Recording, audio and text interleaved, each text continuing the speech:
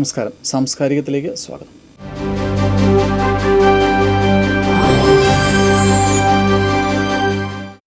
അനശ്വരത്വം അവകാശപ്പെടാവുന്ന ഒട്ടനവധി പ്രതിഭകൾ കേരളത്തിൻ്റെ കലാ സാംസ്കാരിക രംഗത്ത് ഉദിച്ച് അസ്തമിച്ചിട്ടുണ്ട്. പഴയകാല മലയാള സിനിമകളിലെ നിത്യഹരിത നായകനായിരുന്ന സത്യൻ അനശ്വര കലാപ്രതിഭകളുടെ ശ്രേണിയിൽ ആദ്യം തന്നെ കടന്നുവരുന്ന വ്യക്തിയാണ്. മലയാള സിനിമയിൽ ഒരു സത്യൻ യുഗം ഉണ്ടായിരുന്നു. നവംബർ 9 സത്യന്റെ 100ാം ജന്മവാർഷികമായിരുന്നു. കാക്കത്തമ്പുരാട്ടി കറുത്ത മണവാട്ടി കൂടവിരേ കൂടവിരേ കാക്കത്തമ്പുരാട്ടി കറുത്ത മണവാട്ടി കൂടവിരേ കൂടവിരേ കൂട്ടിനിണയല്ലേ കൊഞ്ചും മൊഴിയല്ലേ കൂടെ വരൂ.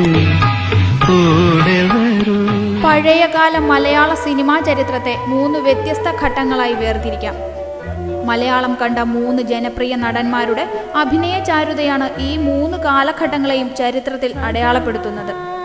സത്യൻ, പ്രേംനസീർ, ജയൻ എന്നിവർ 1950-കൾ മുതൽ 80-കൾ വരെയുള്ള മലയാള സിനിമയിൽ നവഭാവുകത്വം കൊണ്ടുവന്ന ജനപ്രിയ നായകന്മാരാണ്. പ്രേംനസീറിൻ്റെയും ജയന്റെയും ജനപ്രിയതയ്ക്ക് പിന്നിൽ ആ അതുല്യ നടന്മാരുടെ ആകാര സൗഷ്ഠവവും പൗരുഷവും പ്രധാന ഘടകങ്ങളായിട്ടുണ്ടെങ്കിൽ സത്യൻ എന്ന നടൻ അനശ്വരനായി മാറിയത് അഭിനയ മികവ് ഒന്നുകൊണ്ട് മാത്രമാണ്. അല്പം ഇരുണ്ട നിറമുള്ള, ഏറെ പൊക്കമില്ലാത്ത ഈ നടൻ തന്റെ അഭിനയശേഷി ഒന്നുകൊണ്ട് മാത്രം മലയാള സിനിമാ പ്രേക്ഷകരുടെ ഹൃദയങ്ങളെ കീഴടക്കി. പഴയ തിരുവിതാംകൂർ ദേശത്തെ തിരുമലയ്ക്കടുത്തുള്ള ആരമട എന്ന ഗ്രാമപ്രദേശത്ത് മാനുവലിൻ്റെയും ലില്ലിയമ്മയുടെയും മകനായി ജനിച്ച സത്യനേശൻ നാടാരാണ് പിൽക്കാലത്ത് മലയാള സിനിമാ ചരിത്രത്തിൽ ഒരു നവഭാവുകത്വത്തിന് നാന്ദി കുറിച്ച നടൻ സത്യനായി മാറിയത്. 1911 നവംബർ 9 സത്യന്റെ ജനനം. ബാല്യകാലത്തോ കൗമാരത്തിലോ അഭിനയത്തിന്റെ അനുഭവങ്ങളോ ചരിത്രമോ ഒന്നും അവകാശപ്പെടാനില്ലാത്ത ഇദ്ദേഹം അക്കാലത്തെ ഉയർന്ന ബിരുദമായ വിദ്വാൻ പരീക്ഷ പാസ്സായി സെന്റ് ജോസഫ് സ്കൂളിൽ ടീച്ചറായി ഔദ്യോഗിക ജീവിതം ആരംഭിച്ചു. ആ ജോലിയിൽ അധികം നാൾ തുടർന്നില്ല. തുടർന്ന് സെക്രട്ടേറിയറ്റിൽ ഗുമസ്തപ്പണി. 1941 പട്ടാളത്തിൽ ചേർന്നതോടുകൂടി സത്യനേശൻ നാടാരുടെ ജീവിതം മറ്റൊരു അനുഭവ മേഖലയിലേക്ക് കടന്നു. 2ാം ലോകമഹായുദ്ധകാലത്ത് ബ്രിട്ടീഷ് പട്ടാളത്തിന്റെ മണിപ്പൂർ സേനയിൽ സേവനമനുഷ്ഠിച്ചു. സേനയിൽ നിന്നും തിരിച്ചു വന്ന സത്യനേശൻ നാടാർ പോലീസിൽ ചേർന്നു. 1947-48 കാലഘട്ടത്തിലെ കമ്മ്യൂണിസ്റ്റ് വിപ്ലവകാലത്ത് ആലപ്പുഴ പോലീസ് സ്റ്റേഷനിൽ ഇൻസ്പെക്ടറായിരുന്നു ഇദ്ദേഹം. അന്ന് ഇദ്ദേഹം നാടാർ ഇൻസ്പെക്ടർ എന്നാണ് അറിയപ്പെട്ടിരുന്നത്. ഇക്കാലത്താണ് ഇദ്ദേഹം ആദ്യം അഭിനയ ലോകത്തേക്ക് കടന്നത്. നാടകമായിരുന്നു സത്യനേശൻ നാടാരുടെ ആദ്യ തട്ടകം. പോലീസുകാരൻ്റെ തൊപ്പിയും കുപ്പായവും അഴിച്ചുവെച്ച് അഭിനയ ജീവിതത്തിലേക്ക് കാലൂന്നിയ സത്യനേശൻ നാടാരുടെ സത്യനിലേക്കുള്ള വളർച്ച പെട്ടെന്നായിരുന്നു എന്ന് പറഞ്ഞുകൂടാ. സിനിമയിൽ അഭിനയിക്കാനുള്ള അദമ്യമായ ആഗ്രഹവുമായി അദ്ദേഹം പലരെയും സമീപിച്ചു.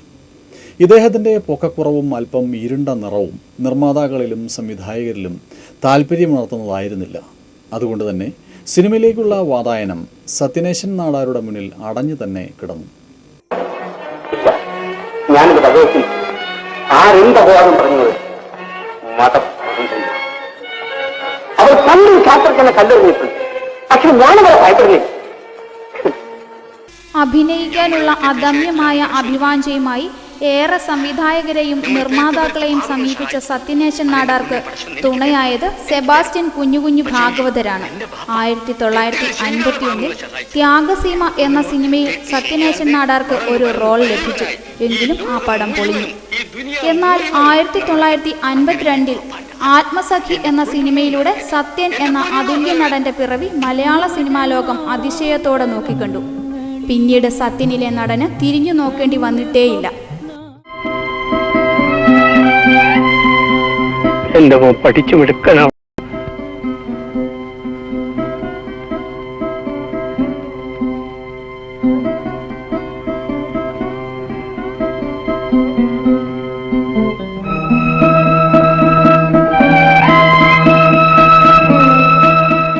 ആയിരത്തി 1954 പുറത്തിറങ്ങിയ നീലക്കുയിൽ എന്ന സിനിമയാണ് സത്യൻ എന്ന നടന്റെ ജീവിതത്തിൽ വഴിത്തിരിവായത്.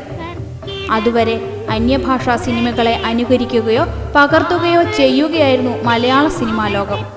മലയാളത്തിൽ നിർമ്മിക്കപ്പെട്ട ആദ്യ സ്വതന്ത്ര സിനിമയെന്ന് നീലക്കുയിലിനെ വിശേഷിപ്പിക്കാം. ഉറൂബാണ് നീലക്കുയിലിന്റെ രചന നിർവഹിച്ചത്. സംവിധാനം രാമു കാര്യട്ട്, പി ഭാസ്കരൻ ടീമും.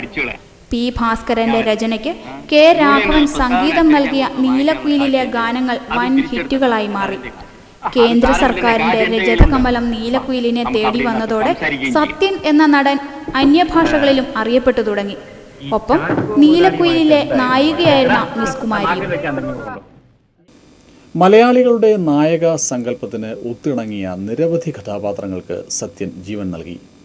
പ്രണയത്തിൻ്റെയും വിരഹത്തിൻ്റെയും വിവിധങ്ങളായ വൈകാരിക തലങ്ങൾ സത്യൻ്റെ ഭാവാഭിനയങ്ങളിലൂടെ മധ്യകാല മധ്യവർഗ മലയാളി കുടുംബങ്ങളിൽ സ്ഥിര സാന്നിധ്യവും സംസാര വിഷയവുമായി.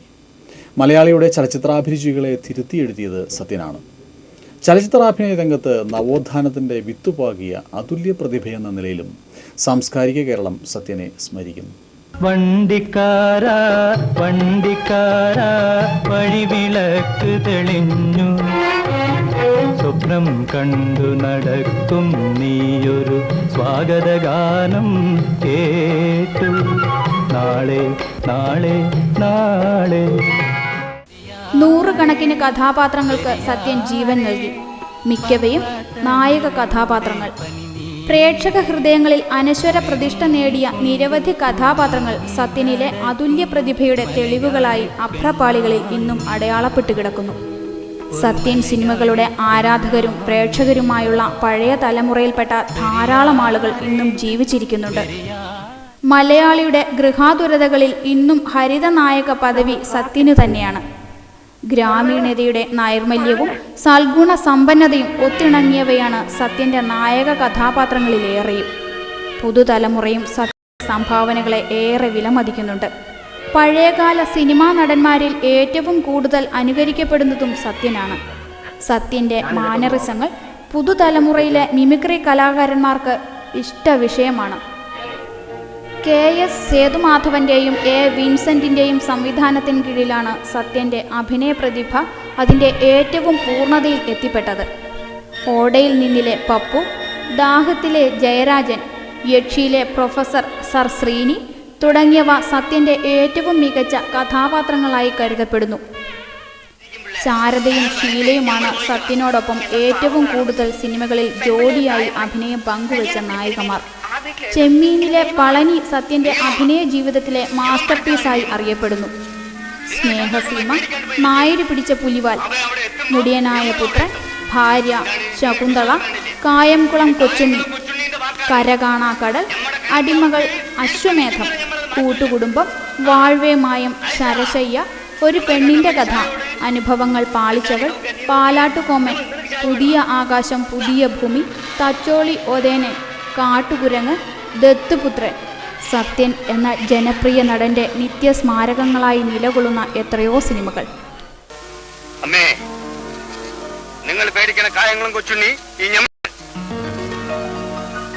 ഉടുക്കാനില്ലാണ്ട് കുടിക്കാൻ കഞ്ഞിയില്ലാണ്ട് ബസ്സെന്ന് സാഹാറായി കിടക്കുമ്പോ ഞമ്മളെ കൊണ്ടുവന്ന് കഞ്ഞിലൊന്നും വളർത്തിയത് നിങ്ങളാണ്, അറിയാവാ?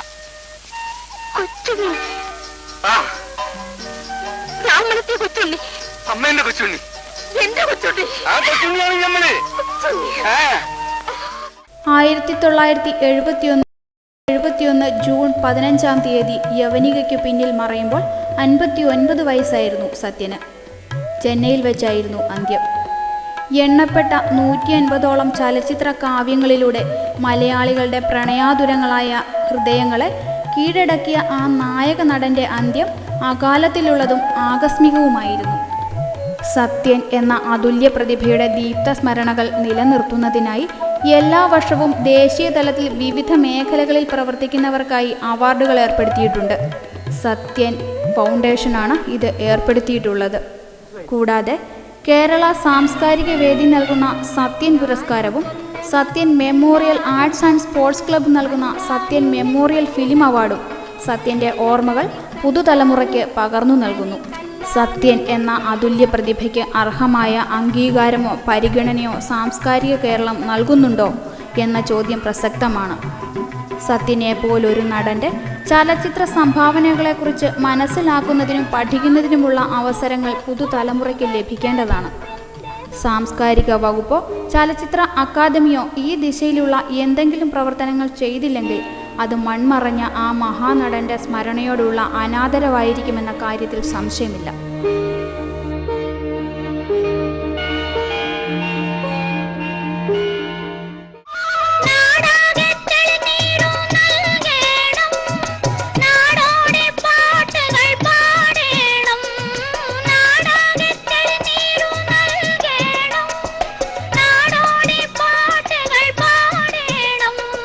കടലിൽ നീ ചെല്ലണം, കാമുകനെ കാണണം, കല്യാണമറിയിക്കണം, നിന്റെ കല്യാണമറിയിക്കണം.